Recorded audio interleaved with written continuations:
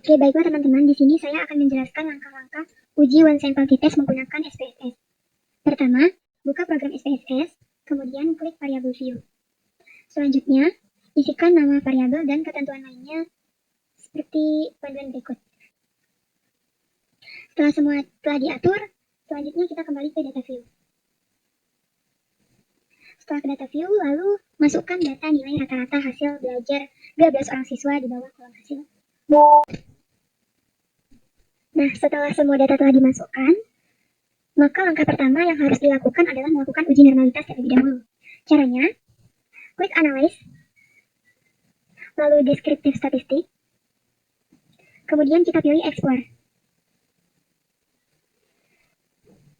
Muncul kotak dialog Explore. Kemudian, masukkan variabel hasil ini, variabel hasil belajar atau hasil ke kolom Dependent List. Lalu klik Plots. Nah, karena kita akan mencari atau melakukan uji normalitas, maka kita centang kolom Normality Plot with Test. Kemudian klik Continue dan OK. Nah, di sini kita menggunakan tabel yang ini ya teman-teman, tabel Test of Normality. Berdasarkan output di atas, diperoleh data Shapiro-Wilk atau signifikan Shapiro-Wilk sebesar 0,0368. Kenapa memilih Shapiro-Wilk? Karena data sampel itu kurang dari 50. Nah, 0,0368 ini lebih besar dibanding 0,05, sehingga dapat disimpulkan bahwa data hasil belajar siswa yang aktif di OSIS berdistribusi normal.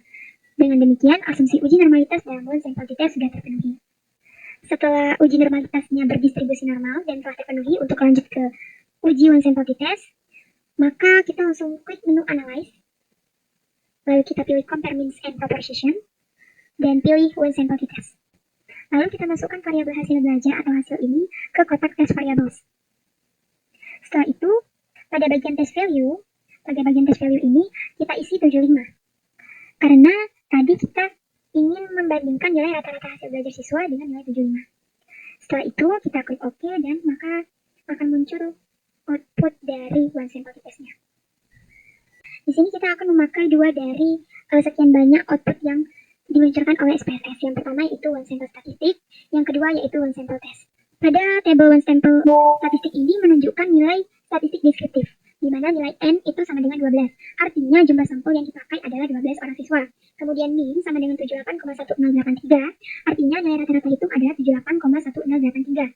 Steady deviation atau simpangan bakunya sebesar 3,55463 dan standar error min atau standar error rata-ratanya sebesar 1,02613.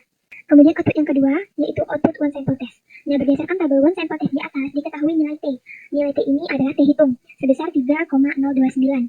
Kemudian nilai DF, atau degree of freedom, bisa juga dibilang sebagai derajat kebebasan, adalah sebesar 11. Lalu, nilai significant to tail, atau nilai signifikansi dengan uji dua sisi. Nah, kalau di sini itu, dia bilangnya significance to sides P, itu sebesar 0,011. Lalu, dasar pengambilan keputusan uji one sample test ini, yang pertama, jika nilai signifikan dua sisinya itu kurang dari 0,05, maka H0 ditolak dan H alternatifnya diterima. H0 ditolak dan H alternatif diterima. Nah, sedangkan yang B, jika nilai signifikan to tail atau signifikansi dua sisinya itu lebih besar dari 0,05, maka H0 diterima dan HA ditolak.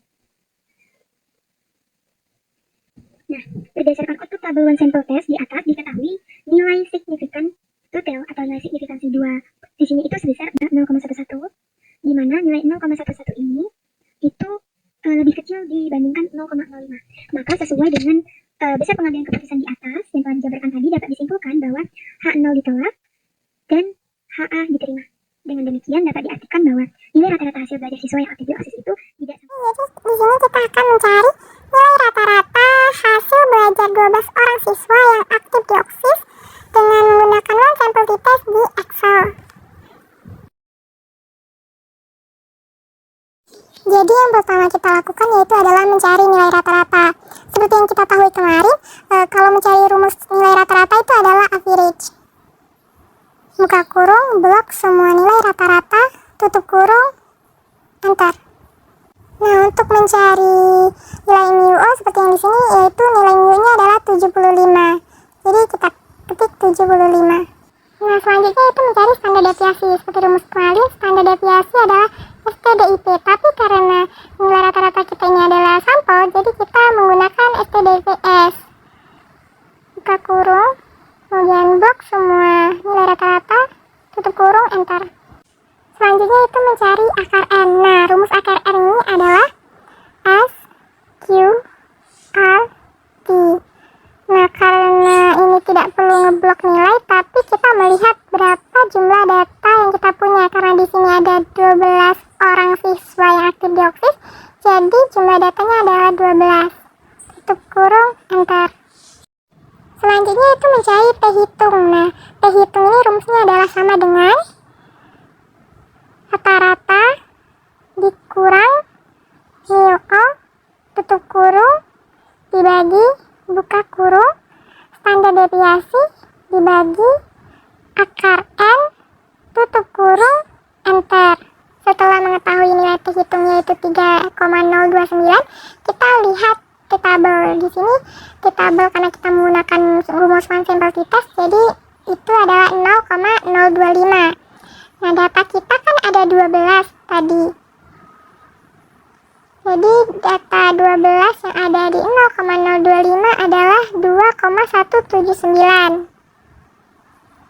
Nah, jadi nilai P hitung sebesar 3,029 lebih besar dari T tabel yang tadi 2,179, maka H0 ditolak dan HA diterima.